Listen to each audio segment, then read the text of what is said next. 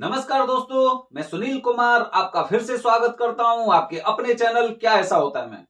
दोस्तों, आज ये मेरी वीडियो आप सभी लोगों के लिए इतनी महत्वपूर्ण है कि जब आप पूरी वीडियो देखेंगे ना, तब उस हकीकत तक आप पहुंचेंगे और आप सोचने पे मजबूर हो जाएंगे कि हम अपने आसपास भी इन सब चीजों को कितना बढ़ावा दे रहे हैं। एक आस्था के नाम पर खिलवाड़ हो रहा है और हम उसमें फंसते जा रहे हैं। दोस्तों, जैसे कि अगर मैं शास्त्रों की बात करता हूं तो 4 वर्ण होते थे, आज भी हैं। चारों वर्णों में ब्राह्मणों को सर्वोपरि माना जाता था, आज भी मानते हैं। बहुत लोग हैं, हम भी हैं, ब्राह्मणों का, पंडितों का, पुजारियों का बड़ा सम्मान करते हैं।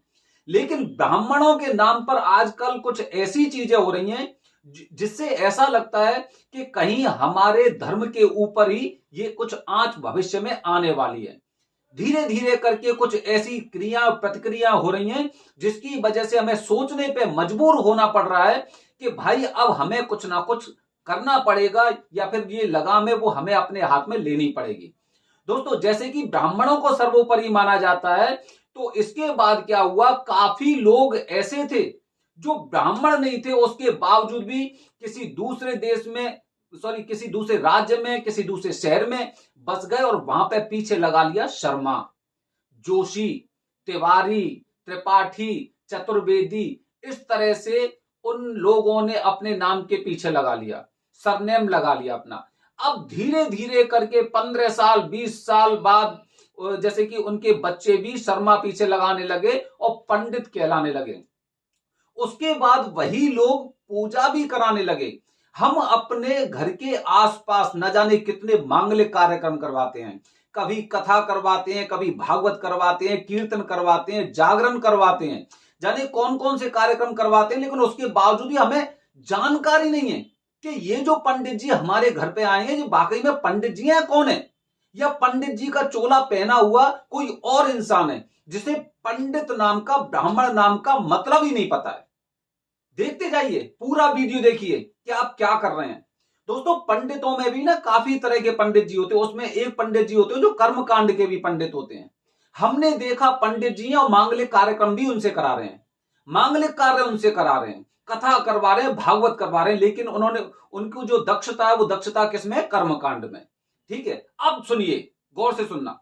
आप अपने घर घर में कथा करवाते हो, भागवत करवाते हो, कुछ भी करवाते हो, आप क्या जानते हैं कि भाई ये वाकई में पंडित जी हैं, या फिर इनके नाम के पीछे जो सरनेम लगा हुआ है ये वो वाले पंडित जी तो नहीं है कि कहीं और के रहने वाले थे, 20 साल 30 साल 40 साल 50 साल से यहां पे रह रहे हैं और ये शर्मा हैं, पंडित जी हैं, इनके बच्चे भी आज पंडित जी हो गए, ये कथा करने लगे, शादी कराने लगे, मांगलिक कार्यक्रम कराने लगे। लेकिन क्या ये वाकई में पंडित जी हैं? नहीं है जानकारी।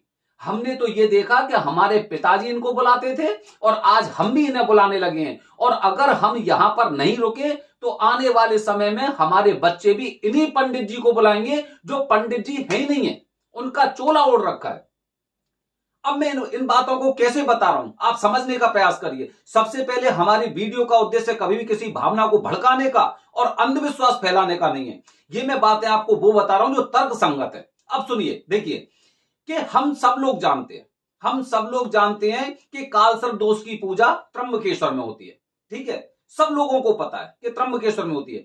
आपसे, आपके आसपास न जाने कितने पंडित जी ऐसे मिल जाएंगे जो खुद के निजी स्वार्थ के लिए, खुद के निजी स्वार्थ के लिए वो आपकी पूजा यहीं पर करने के लिए तैयार हो जाते हैं और इस तरह से अपनी पूरी रूपरेखा बताते हैं कि 5 पंडित जी आएंगे, ये सामग्री होगी, हवन होगा, और जो पास में आपके में कोई पवित्र नदी है या तालाब है, वहां पर हम जो नाग नागिन का जोड़ा है उसे प्रवाहित कर देंगे।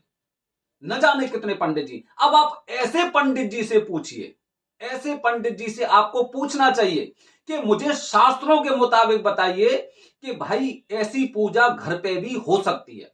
शास्त्रों के मुताबिक उन पंडित जी से पूछिए, इनका आना जाना तब बंद होगा क्योंकि धीरे धीरे करके जो पंडितों के ऊपर ये आरोप और प्रत्यारोप लग रहे हैं ना कि वो फलाना पंडित ऐसा है, उसने हमारी आस्था के साथ धोखा किया है, उन्होंने पूजा की, उसका मुझे कोई फल नहीं मिला है, और ऐसे पंडित जी होते हैं, वो आंच धीरे धीरे करके सभी पंडितों पे आ रही है, सभी पंडितों पे आ रही है। उनसे शास्त्रों के अनुसार पूछिए कि क्या कहीं शास्त्रों में ऐसा लिखा हुआ है कि आप कालसर्प दोष की पूजा यहां पे करा सकते हैं? कोई बात नहीं, अगला उदाहरण दे रहा हूं। दोस्तों, कल मेरे पास एक फोन आया, एक इंसान जिसके भाई की मृत्यु अगस्त के महीने में हुई। ठीक है, अगस्त के महीने में हुई। वहां के जो पंडित जी थे, उन पंडित जी ने क्या किया कि 7 दिन में 10 दिन में ही बरसी करवा दी। ठीक है, 7 दिन में 10 दिन में बरसी करवा दी। अब उसका मेरे पास फोन आता है, वो बंदा बोलता है कि मुझे पितृदोष की पूजा करानी है। ठीक है, अब पितृदोष की पूजा हम सब लोग अच्छी तरह से जानते हैं कि घर परिवार में से अगर किसी की ऐसी मृत्यु हो जाती है तो 1 साल तक हम उसे नहीं कर सकते, ना करवा सकते हैं। ठीक है, हर इंसान जानता है। लेकिन वहां के पंडित जी ने कैसे बोल दिया कि आप वहां पे जाके पितृदोष की पूजा कराइए। और ऐसे वहां पे न जाने कितने पंडित जी हैं, वो इन सब बातों के लिए राजी हो जाते हैं कि ठीक है, अगर ऐसी बात हो गई है, वारदात हो गई है, तो आप ये पूजा करा सकते हैं। ये पंडित जी हैं भाई। शास्त्रों के अनुसार देखिए कि 1 साल तक ऐसा कोई कार्य नहीं होगा। उसके बावजूद भी वहां के पंडित जी ने पूरी रूपरेखा बता दी। वो पंडित जी वहीं पर पितृदोष की पूजा करने के लिए तैयार भी हो जाते हैं।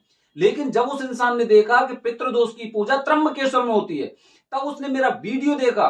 वीडियो के बाद जब मेरी उससे बात हुई तो मैंने उसे बताया कि आप अगर शास्त्रों के मुताबिक पूजा कराना चाहते हो तो 1 साल बाद पूजा होगी, 1 साल बाद।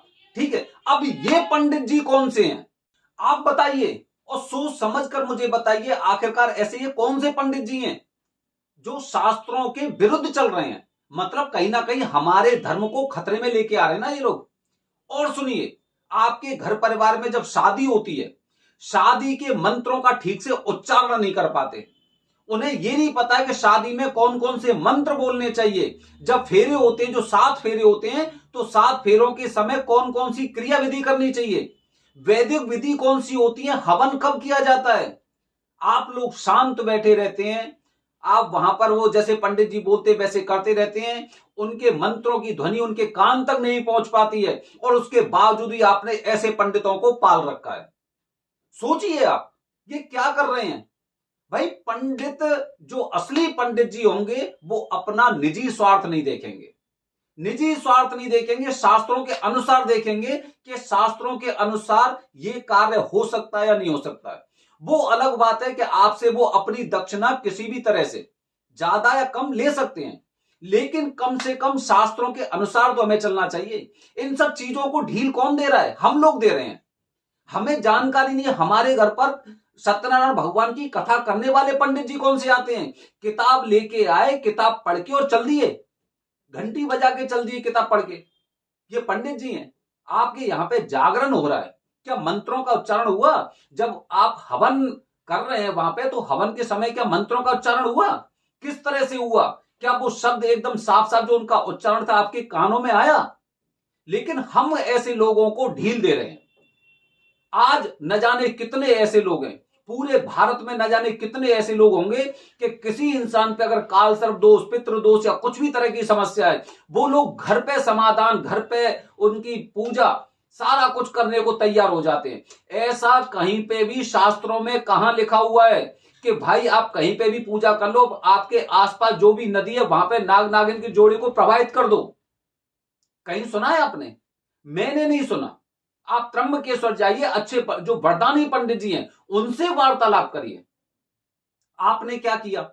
ऐसे पंडित जी ने क्या किया? ऐसे पंडित जी ने किया कि भाई आपके माइंड को पूरी तरह से वॉश किया, पूरा ब्रेन वॉश किया आपके माइंड को।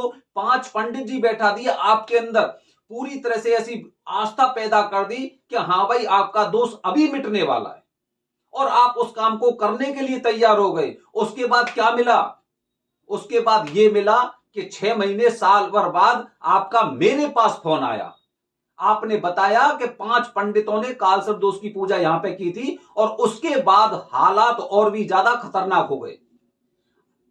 हिंदुस्तान में, हमारे भारत में सनातन धर्म के अनुसार जो लोग घर में कथा भागवत करवाते हैं ना, या किसी तरह का हवन करवाते हैं, हवन के पश्चात नेगेटिव एनर्जी खत्म हो जाती है।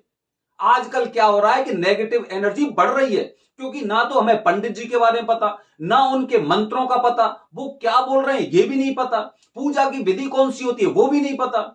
हमें ये पता है कि भाई त्रिपुंड लगा के आ गए हैं, लंबी सी चोटी है उनकी, कुर्ता धोती पहन के आ गए हैं और बस पंडित जी हैं। हमें जानकारी नहीं है उन बातों की।